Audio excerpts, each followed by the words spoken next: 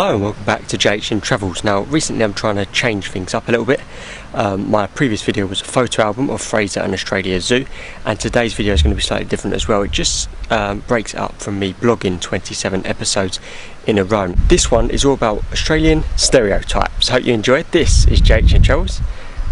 Here we go.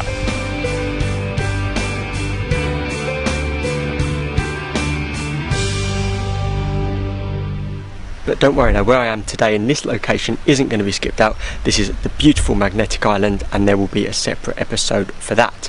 However, let's start with probably the most famous Australian stereotype.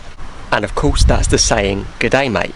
Now let me tell you, I've only heard that twice being here, and that is probably not even from locals but workers here to probably make you feel welcome into the country. It's certainly something I haven't heard, and that's pretty much all the way up the East Coast.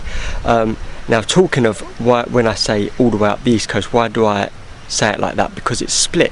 When you get into Queensland it completely changes. There's certainly a more Aussie vibe and feel about it. It's more remote, there's more wildlife.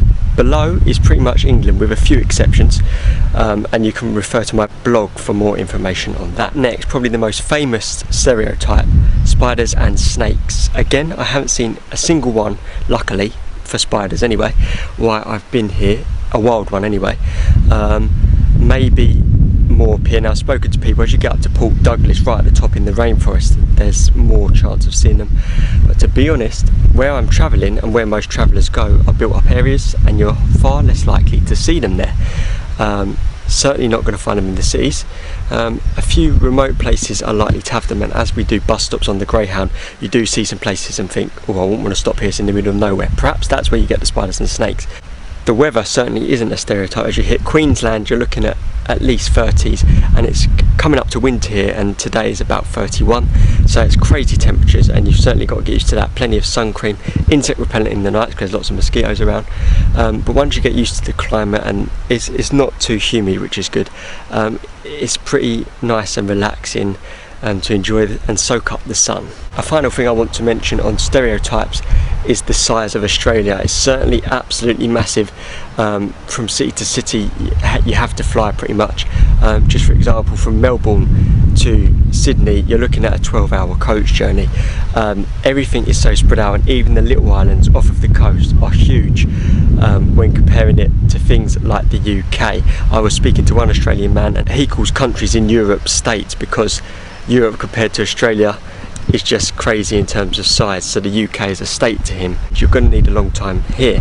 I spent 4 weeks here and I haven't been rushing it, but I've been popping off sort of a day in each place. I would have liked longer in some places, less in others, but I reckon for a comfortable trip up the East Coast, 6 weeks. But if you want to do the whole of Australia, including Tasmania, the south, Darwin at the north, Port Douglas, the west coast, and even the inner bits, including things like Ayers Rock, you're going to look comfortably maybe 6 months to a year to travel the whole of it. It's such a big country, so many opportunities and activities to do, and such an excellent place to travel, and it's no wonder it's a favourite for lots and lots of people.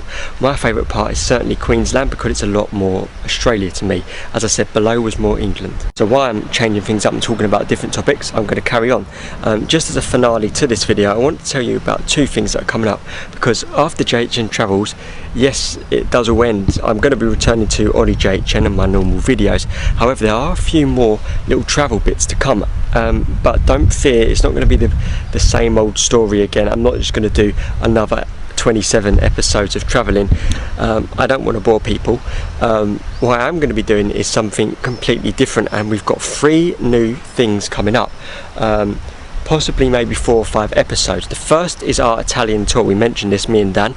That is coming up. We're going to be filming it at the start of July, and it will probably come out near the end of July. I'm not going to do it as I go, so it'll be slightly more professionally edited, and hopefully you enjoy that. There's probably going to be 2 to 3 episodes of that, and that's our Italian tour. We're going to be doing 5 cities in 5 days. I'm looking highly excited to that. It's going to be very different to this. It's going to be a lot more talking between me and Dan, exploring places a lot more.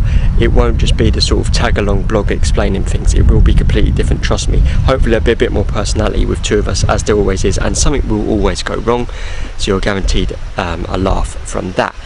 However, also coming up, me and Dan are still in the planning, and we've got 2 more hopefully episodes coming up, and we're going to be trying to do the UK's best roads and the UK's most dangerous roads, and that should be very interesting. I've got more information on that coming up, but that is a hint to something that's also coming up this summer. We've got loads planned.